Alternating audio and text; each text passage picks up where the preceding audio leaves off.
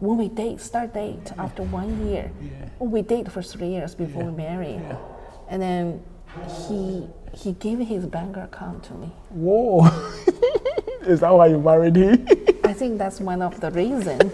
And then at the beginning, right, my parents really cannot handle this. And then my parents even say, if you got married with him, and we're gonna kick you out of the family. It's really big issue. Until I got pregnant. That's after we registered our marriage. Okay. And then I got pregnant. That's the time I called my parents. I got baby pregnant.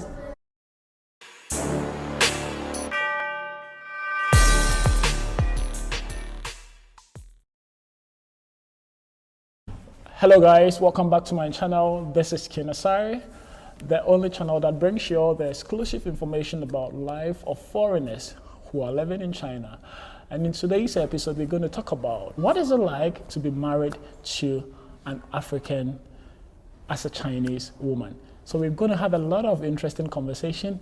And what I want you to do right now is to click on that subscribe button, become a part of this family, and enjoy more amazing episodes like this from China. This is Kinasari, and welcome to my channel. Thank you. Nice to meet you. Nice to meet you.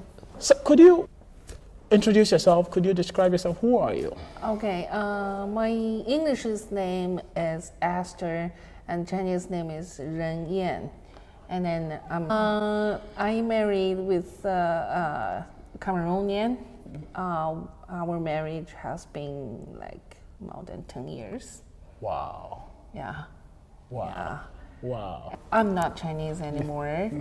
I'm Canadian. Yeah, I know. And then my husband, Cameroon. We really cannot register our marriage in China. Yeah, I got it. And then in 2013, I got a chance to take kids to the U.S. for the winter camp. Yeah. And then we want to use that opportunity to for register marriage certificate. For me, right, I don't want to get married without any license. You know, it's kind of like a license. That's why we find our way to register, be legally married. Yeah. Okay, so I want to ask you, where did you meet your husband? In China? Yeah, I met him in China. We were working at the same school, like international school. Okay. He was English teacher. Okay. And then that's a secret. My husband, when the first time my husband saw me in my boss office, that's the day I got an interview. And then he just started working in that international school like 2 months ago. Okay. Like 2 months before me. Okay. And then he said at that time he already want to date me. Whoa, and then I didn't know. Yeah, I didn't know. And then after I started working with my boss, and then my boss had running the international program in other city, other province, not in Beijing. So he sent me there to prepare everything before the new semester starts. And then when the semester started, I saw him in the bus station. I didn't know he's coming with the kids together. And then my boss said, my students told me he's the one present himself. Okay. I want to be in the city for teaching. Okay, so your boss initially didn't assign him to be in the city. He came there willingly by himself. Kind of like that. Actually, the students really love him. Okay. He's a really good teacher. And the kids love him. And then the principal asked the kids, which teacher are you would you like to take from Beijing to? And then he didn't think twice because he knows Esther is there. And he said, when my boss talked to him, and he said, yes, without thinking. This is what we call love at first sight. Maybe. Wow. how would you describe your marriage to him? I mean, at that time, I just feel this guy are really nice to me. When we start date after 1 year. Well, we date for 3 years before we marry. And then he gave his bank account to me. Whoa. Is that why you married him? I think that's one of the reasons. And then at that time, I want to have my own school. Oh, okay. So he's a great teacher. Yeah. I said, maybe it's going to be an save opportunity. some budget for running own school, right? Yeah. That's another reason. Yeah. Yeah. Wow. I think that's the only two reasons. Yeah.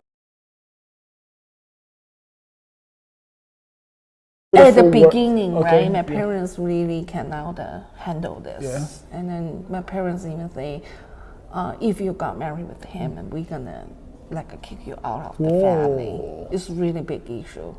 Until I got pregnant. Yeah. That's after we registered our marriage. Okay. And then I got pregnant. That's the time I called my parents. I got baby pregnant, because then my parents said they cannot do anything right. About it, yeah. And then I told them I already got marriage certificate. So my parents didn't say anything, didn't bother me, didn't make any excuse. And I say, okay, let's do the wedding. Because in China, they have to announcement to the relatives, even their friends around. So we got our wedding in 2012? 2014. Okay. Yeah, 2014. Wow. That's interesting. So basically, you had some challenges before. I mean, you got pregnant. But what else? What else did they tell you? And I think it deep in their heart, a lot of people discussing of it, talk something behind me. Oh, okay. Why you marry with foreigners, and especially why wearing for the black. Yeah. I think it's the race problem. Yeah. Were you bothered? I mean, were you worried when your parents told you we're going to kick you out of the house and I'm not boring. I'm not worried about that because I feel this person are nice. So, but the truth is proof he's a nice person. Yeah. After I pregnant and had a baby. And then my husband would do everything, change diaper, taking care of the baby. So he was a good father. He's a really good father. Oh, that's nice. And then my parents changed the attitude towards him. Yeah. And then after 2 years, the friends of my parents around, their kids, some of them already divorced. Ooh. Because when we get married, I was 33 years old already. Okay. At that age, most Chinese are married for years. Yeah, I know. I'm kind of really late. Yeah, okay. So I think it's one of the reasons my parents for giving us. Okay. I'm old enough. Yeah. They wanted me to get married as soon as possible, so they cannot say anything. So some of the friends' kids, their husbands or wives, really taking care of the babies.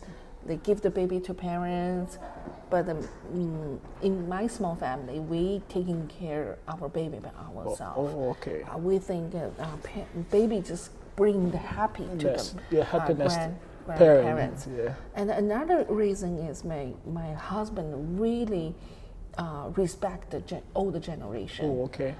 So he's really respect my grandma, my parents. Respect your family. Yeah, when my grandma getting older, almost going to dying. My uncle's now training my grandma well, and he even suggests my parents, can we bring her around us? We think that if she stay with us, she's gonna be more happy. The life gonna stay longer. Wow. So I for those kind of person, you cannot really refuse, right? Wow. He has a really nice heart of gold. Yeah. A heart of gold, very beautiful heart. Wow, that's nice. I'm still talking to Esther here, and Esther here is married to an amazing African man from Cameroon, and I mean, per the stories that she's told, she is having the marriage of her life. She's really, really enjoying the marriage, and that tells you that color is indeed not a problem, race is not a problem, but at the end of the day, it is true love that matters. And that is the lesson that I have learned from the first part of the interview. If you're still not subscribed to this channel, kindly hit on the button, become a part of this family by subscribing to the channel, and enjoy more amazing videos all the way from China. In the next episode, we're going to talk about what are the challenges of raising a mixed-race kid in China. We're going to find out in the second part of the interview. And then when she's born, her hair is straight. Oh. And really black, hairy. And then Nam was really worried. Oh, my baby gonna be the animals like this. No. The challenges is baby is not easily to get confidence during the time she's growing, because a lot of people talking behind her. I think like she's really dark, like oh she's African, so she feels that the words are really bad words for her, even nobody tell her.